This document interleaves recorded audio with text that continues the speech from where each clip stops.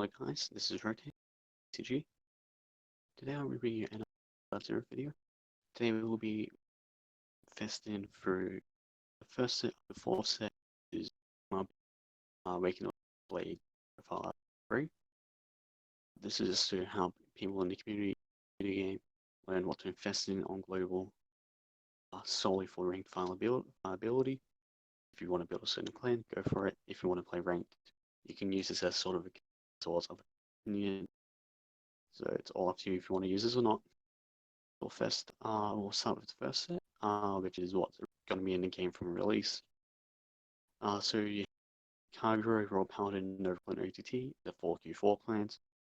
They're all right. Strictly for the best investments, I would recommend Kagero, as Overlord Blockade are triple risk backland and really good grade 3s. Overlord field wipe, aid being able to ignore grade 2's intercept abilities, or any unit intercept abilities. And they good features Amber Dragons, and the end. Amber Dragons are up in the air right, probably be nerfed, but if they aren't, then they're super invested too. And they become cheap later on with Overlord second season ranked reward, if I remember correctly. Next, you have No Regret as a second good effect. They're really good with rises in the second set, and just restanding early on is powerful. With it being cheap, later on riser reward we talk about later. OTT in this set is a weird effect. They rely on stalling with stalling into a Tom kill. Not as good as defensemen make early on. They become alright next set. Royals, they're kind of the same with OTT. They struggle to kill, can stall out the things to Kim and I start getting grade 2s as intercept and Blast Blade pop grade 2s as well to put in more damage. So again, I'll just repeat Kagero and best investments to do in this deck.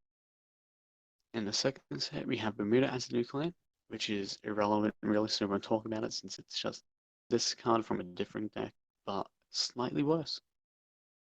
So you have in this set as well the Q4 clan, the Raw Paladin, they get Galamar and Galahad, ATT, Tsukiyomi and Imperial, Novas with Rises and Blouse, and Kagero, Waterfall, and Amber Dragon. All the decks here are alright, but we see the meta shape out now. Kagero and Nova are taking the lead in the Japanese version.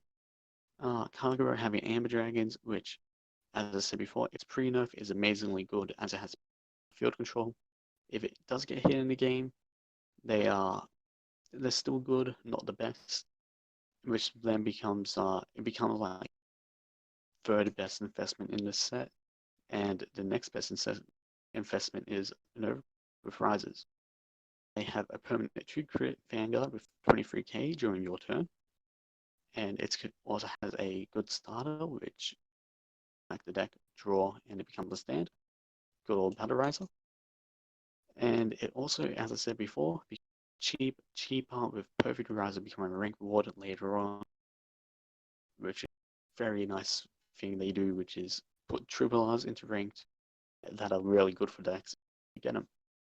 ADT sees a decent deck in the support, being Tsukiyomi. They still lack kill power outside of sacking or Tom.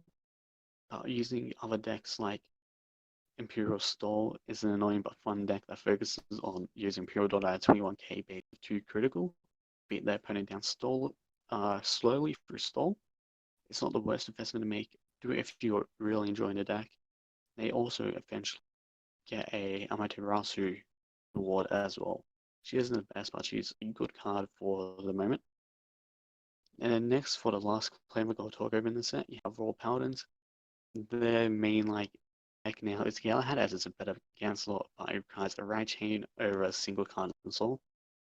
Their deck is alright, but it falls off due to Amber having a strong field control, which hurts the deck a bit. And Rises are just a better version with no cost to get the 2 crit. Just so I don't recommend this unless you really want Royals. Next we have the third set, where we have DI, Premium, and D+. These clans weren't the greatest additions as they didn't change the meta much, but they're still decent investment to clans and want to play ranked as well. So DP, I'm just gonna say these briefly. It's just prizes with additional requirements, but they also have L'Oreal, which kind of makes up for having the additional requirements, like the extra crit thresholds and that. It's overall a decent deck. DI say briefly is a decent deck. Uh, they have strong support things, so mod outside of that, Cancel Clone and the Cancel Clone, they don't really have much going for them. It's really just a mon controlling the field while you be front row. Then you also have Pale Moon in the set. They're Novas with less gimmicks for multi-attack and a better multi-attacking clan in general. So as I said before, they're not the best investments. If you're solely looking for ranked, save up for the next set, which we'll get to in a bit. If you really enjoy the clans, go for them. And then we have the fourth set, which is Q4 in the additional Shadow Paladins introduce Persona Blast. Because we can count Revere, because Revere. So the big three come into this, which is MLB, PBO, and the end. All great decks to invest into with OTT and Novas just hovering around. We'll start off with Royal Paladins. They have MLB, which was much needed because it's permanent to create at a 12k base, powerful consistency with Brave, Starkle, and Cancelot. It's the better rises, and it's actually very easy to make since 4 months to craft up Cancelots. Also have Ring of Free. You have Starkle Trumpeter, which becomes a ranked reward later on. So at the time they haven't got hit. None of the new decks have gotten hit so far, so just keep that in mind. The only deck that's gotten hit was Amber Dragon. Then we have Kagero with the end. This is another good investment since it has a powerful deck that restands drawing 2 and keeping Twin Dry. While you have access to cards like Berserk for removal, Overlord for front row field wipe, and Conroe for searching out grade 1, you need like a on-hit filter, Gojo for just main phase filtering, PG, a lot of stuff you just toolbox out your grade 1s you need.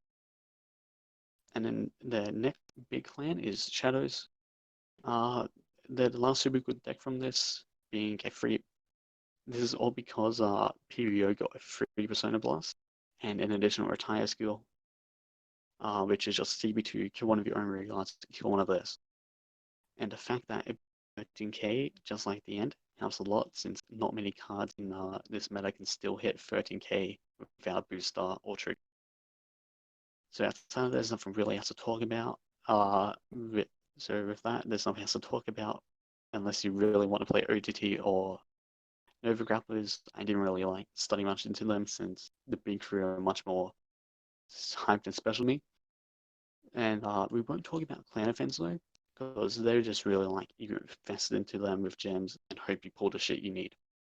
News aren't worst because they are currently the most recent one. They aren't the worst, but still just if you have one of the big free decks, play them. It's a lot better.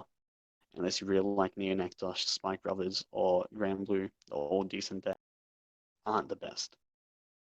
Anyway, that's all. I hope you guys enjoy playing this game when it comes out in next week, or when this game, or unless you're playing it in Singapore already, in which I hope you're enjoying it already.